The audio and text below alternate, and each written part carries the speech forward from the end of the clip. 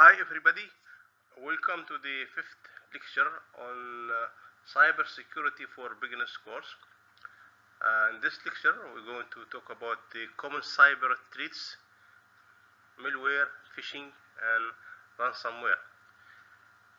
Actually this is the most or the common cyber threats we're facing in our world, and we know that all sensitive information need to be kept secure and avoiding this kind of threats.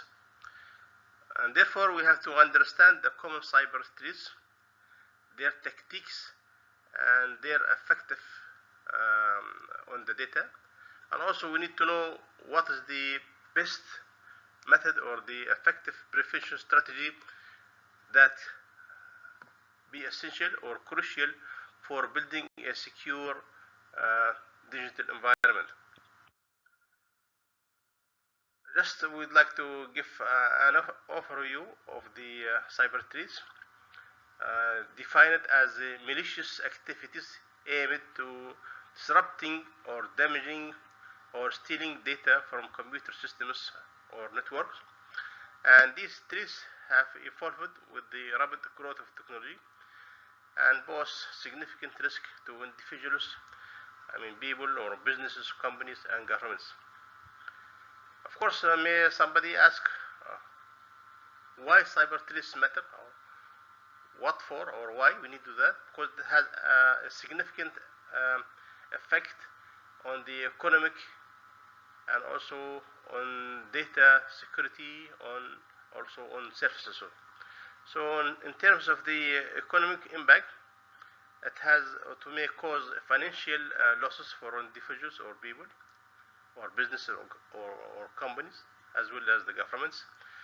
In case of the security or data security or privacy, it could lead to identify theft and lose of trust in organization. So it means that the people will not trust this kind of company or organization anymore. And also may disturb some of the services like critical infrastructures like healthcare, energy, or maybe can be target frequently specific services. Let's start with the first one, the malware. It's a malicious software designed to damage, as I mentioned earlier, or disrupt or gain unauthorized access to systems, and it may come in different forms, including viruses, worms, trojans, spyware and adware. This is what we call them, the types of the malware. And in case of virus, it may spread via infected files or attached files or links also. And worms also, that can be replicated or duplicate itself automatically. And trojans disguise it as a legitimate software. Spyware also, security may use or gather the user information, and adware delivers unwanted advertisement. How to prevent that or how to avoid that? We have to take some kind of strategic measures. One of them, we have to install antivirus and anti-malware all the time, and update also as well, and to keep all this software as updated as possible. Also avoiding downloading attachments or clicking links from unknown sources. Sometimes the user receives an email where they advise it to click or to check or to fill up certain information. Also we have to educate the users who's using all these on how to recognize suspicious behaviors. So it's very important, this kind of measures. Let's move to the phishing. The phishing also is a technique used to deceive individuals into revealing personal information such as passwords or credit cards details by pretending to be trustworthy. Means that may the user receive an email asking for some kind of data and shows like it's like a trust link. So this is it may happen in fake emails from trusted entities or spoofed websites that mimic legitimate sites or sometimes the SMS message also. Just quick example, in 2020, the Twitter hack using phishing to gain access to admin tools. How to prevent that or how to avoid that, we have to follow also specific strategies. One of them, we have to verify the emails that we receive, or maybe before clicking any website, we have to check that or verify that. Or avoiding, in general, clicking on links in unsolicited emails. Also, we have to use a kind of email filters, or enable the email filters to block suspicious messages, or maybe use multi-factor authentication, or MFA. I mean, 2 layers of security. Of course, we have to keep the sensitive data or personal data as secure as possible, or never share it with others, or with email or SMS, or with phone.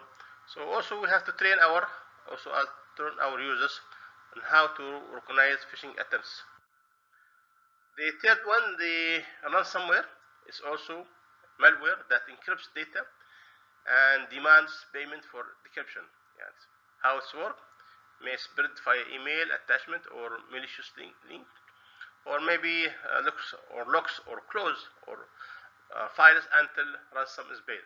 So this is just a real example, the colonial pipeline attack in 2021, where they halted fuel supplies and of course cost that millions. How to avoid that or how to prevent that one? We have to defense also again. We have to regularly back up our data. Also, we have to use the strong passwords and maybe enable the multi-security levels, or multi-factor authentication, we call it MFA. And of course, we have to keep our old data as updated as possible. Avoid downloading softwares from unverified sources. And of course, we have many incident responses plan, or we have to have a response plan in place already all the time. As a conclusion, actually, how to build a secure digital future, or at least for time being. Of course, we have the kind of the common attacks or common threats: malware, phishing, and ransomware. This is the major threats we face, or for the cybersecurity. Of course, we have to require both technological defense and user awareness. So, as I mentioned, that we have to train our users also.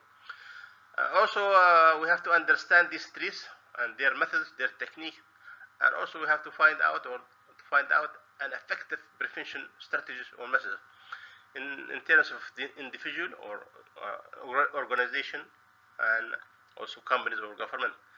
Of course, we have to implement robust security measures, educating our users, and staying vigilant all the time for key protection. So the future of cybersecurity depends on the proactive prevention and collaborative. So we hope that everybody staying safe in the digital world. This is for today's lecture or this session. Thank you very much.